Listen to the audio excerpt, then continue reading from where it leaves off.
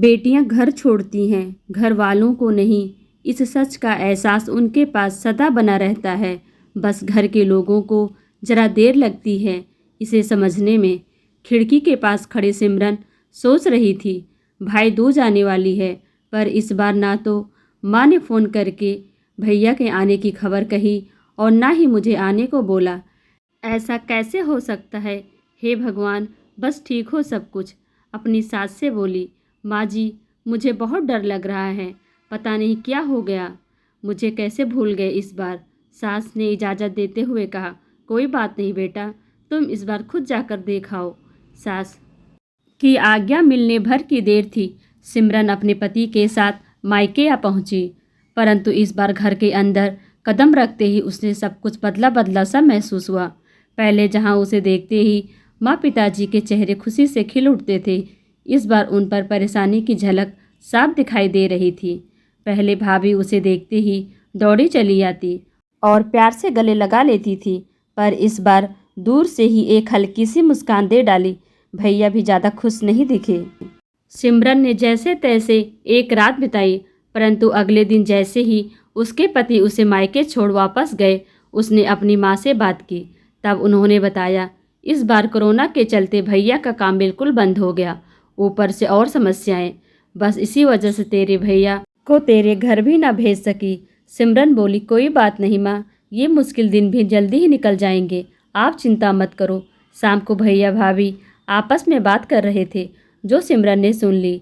भैया बोल रहे थे, पहले ही घर चलाना इतना मुश्किल हो रहा था, ऊपर से बेटे की कॉलेज की फीस, परसों भाई दूज है, सिमरन को भी कुछ देना पड़ेगा। भाभी बोली, कोई बात नहीं, आप चिंता ना करें, मेरी ये चूड़ियाँ बहुत पुरानी हो गई हैं, इन्हें बेचकर जो पैसे आएंगे उससे सिमरन दीदी का त्यौहार भी दे देंगे और कॉलेज की फीस भी भर देंगे।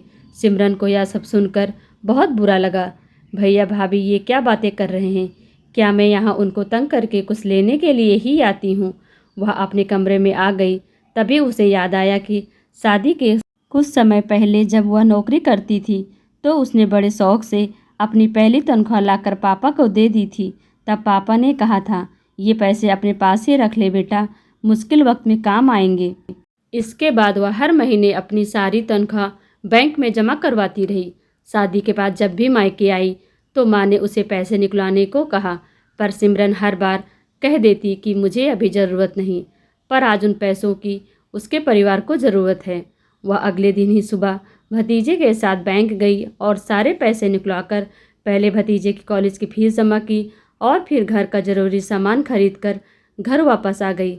अगले दिन जब भैया का टीका किया तो भैया ने भरी आँख से उसके हाथ पर 100 का नोट रखा। सिमरन मना करने लगी तो भैया बोले, ये तो शगुन है पगली, मना मत करना। सिमरन बोली, भैया बेटियां मायके शगुन के नाम पर कुछ लेने नहीं बल्कि अपने माँ बाप की अच्छी सेहत की कामना करने। भैया भाभी को माँ बाप की सेवा करते देख ढेरों दुआएं देने और बड़े होते भतीजे भतीजियों की नज़र उतारने आती हैं।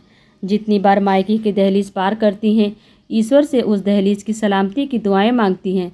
जब मुझे देख माँ पापा के चेहरे पर रौनक आ जाती है, भाभी दौड़कर गले लगाती है, आप लाड लड़ाते हो तो मुझे मेरा शगुन मिल जाता है। अगले दिन सिमरन ने मायके से विदा लेकर ससुराल जाने के लिए जैसे ही दहलीज के पार कदम रखा, भैया का फ़ोन बज उठा। उन्हें अपने व्यापार के लिए बहुत बड़ा ऑर्डर मिल गया था। वो सोचने लगे, सचमुच बहन बेटियां मायके कुछ लेने नहीं बल्कि अपनी बेशकीमती दुआएं देने आती हैं। अब वे घर की दहलीज पार कर अंदर आती है तो बरकत भी अपने आप भीतर चली आती है। हर बहन बेटी के दिल की तमन्ना होती है कि उनका मायका हमेशा खुशहाल रहे और तरक्की करे। मायके की खुशहाली देख उनके अंदर एक अलग ही ताकत भर जाती है, जिससे उसके अपने जीवन में पेश आने वाली मुश्किलों का वह डट कर सामना कर पाती है। भैया की आंखों में खुशी के आंसू बहने लगते हैं। तो दोस्तों, आपको यह कहानी कैसी लगी कमेंट कर हमें ज़रूर बताएं। वीडियो को लाइक कर चैनल को सब्सक्राइब करना बिल्कुल भी ना भूलें। Thanks for watching.